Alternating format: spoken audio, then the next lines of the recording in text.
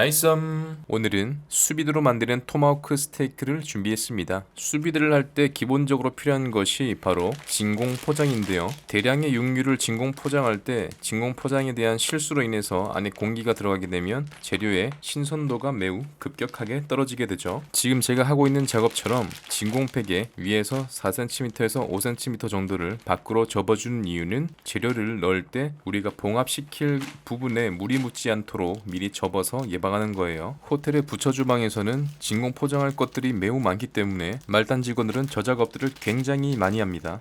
그 많이가 아주 상상을 초월하는 양이죠. 고기는 미리 키친타올에다가 닦아놨고요. 고기 한쪽 면에 타임을 5줄기에서 6줄기 가량씩 넣어줄 겁니다. 오늘 준비한 고기는 한우고요. 드라이에이징으로 작업된 숙성 한우입니다. 건조 숙성이라고 하죠. 자, 진공 포장의 주의사항 하나 더 알려드릴게요. 진공 포장하실 때 저기 갈색으로 보이는 곳이 열선 부분인데요. 저 부분에 올라간 비닐팩을 최대한 겹치지 않게 구김없이 쫙쫙 펴주셔야 됩니다. 그래야 진공 포장을 하고 났을 때 풀리는 확률을 정말 줄일 수가 있습니다. 온도는 57도로 설정해 놓고 하나는 2시간 반, 하나는 3시간 이렇게 각각 시간이 다르게 조리를 해볼게요. 수비드의 목적에 대해서 조금 간단하게 설명을 드리면은 육류나 어패류, 가금류 같이 단백질을 포함하고 있는 식재료의 경우 온도에 따라서 식재료가 가질 수 있는 질감, 질기거나 부드럽거나 하는 것을 자유자재로 조절할 수가 있기 때문에 이러한 부분 때문에 수비드를 활용할 수 있는 범위가 굉장히 넓은 거고요. 그리고 내가 익히고자 하는 재료의 익힘 정도를 그 식재료의 면적 전체적으로 균일하게 해줄 수 있다는 것, 그것도 굉장히 좋은 장점. 마지막으로는 일관성 있는 요리를 제공할 수 있다는 건데요. 조리사의 경력에 따라서 음식의 맛이 천차만별일 수 있죠. 하지만 수비드를 하는 법에 대해서 스탠다드 레시피를 만들어 놓고 정해진 지침만 그대로 따라한다고 한다면은 아주 미묘한 차이는 있겠지만 경력에 상관없이 굉장히 일관성 있는 요리를 제공할 수가 있다는 거예요. 아스파라거스는 손질하는 법 저번 영상에 알려드렸으니까 생략하고 현재는 끓는 물에 가볍게 블렌칭한 다음에 찬물에 완전히 온도를 떨어뜨린 후 무염버터에 소금을 뿌려서 짭짤한 맛과 풍미를 더해줄 거예요. 광택도 입히고요.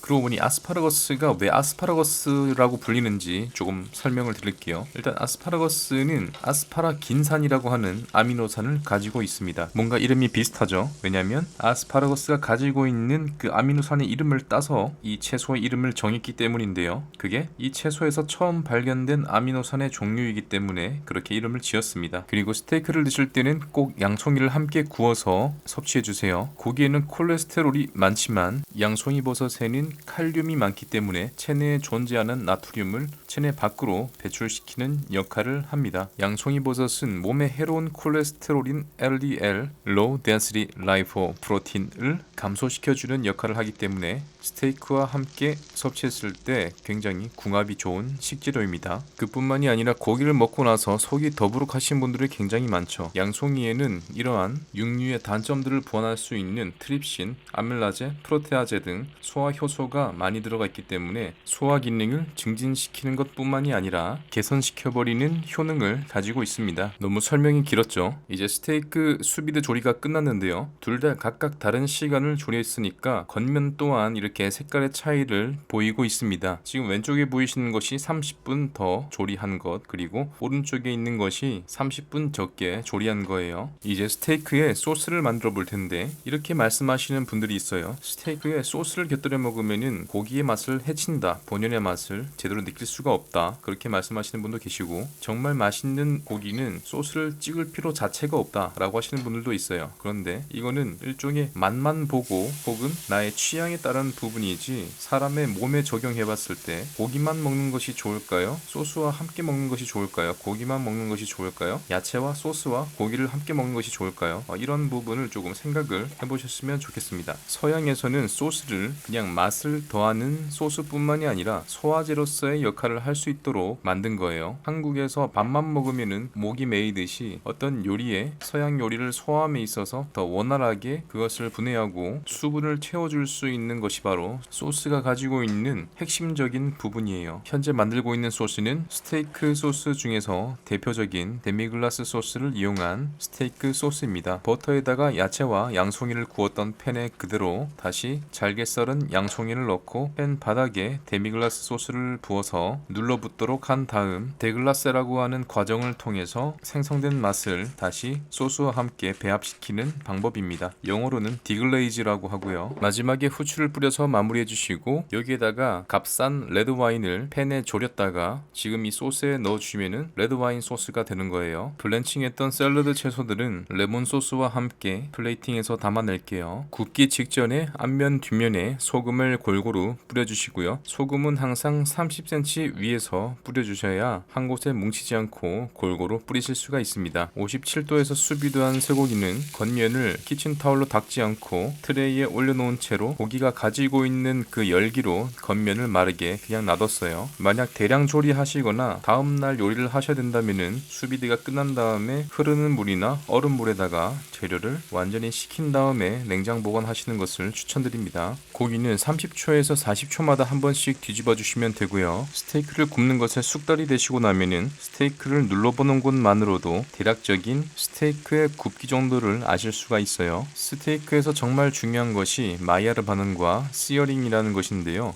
이 두 가지에 대해서 너무나 할 말들이 많기 때문에 오늘은 이것에 대해서 집중적으로 다루지는 않고 간단하게만 말씀을 드릴게요. 일단 마이야르 반응은 단백질과 환원당이 열에 작용해서 갈색의 중합체인 멜라노이딘을 만드는 화학 반응인데요. 육류에서의 마이야르 반응이라는 것은 육류의 모든 것이라고 해도 과언이 아닌데 시어링 같은 경우는 주로 육류에서 쓰이는 단어이고 고온에서 식재료를 가열함으로써 겉에 바삭한 크러스트를 형성시키는 것인데 마이야르 반응을 위한 정말 중요한 과정 중 하나입니다. 네, 이제 토마호크 스테이크도 맛있게 구워졌는데요. 토마호크 스테이크에는 세 가지 부위가 들어있습니다. 첫 번째 새우살, 두 번째 꽃등심, 그리고 저 길쭉한 갈빗대가 있죠. 갈빗살, 이렇게 세 가지 살이 있습니다. 제가 맨 처음에 떼어내는 것이 새우살이고요. 그리고 지금 제일 크게 떼어내고 있는 것이 꽃등심이에요. 일단 다른 살들은 소량씩 붙어있기 때문에 꽃등심이 가장 많은 부위를 차지하고 있습니다. 한번 슬라이스 해볼게요. 두꺼운 지방을 싫어하시는 분들은 다 칼로 걷어내시면 되고요. 점점 속살이 보이고 있죠.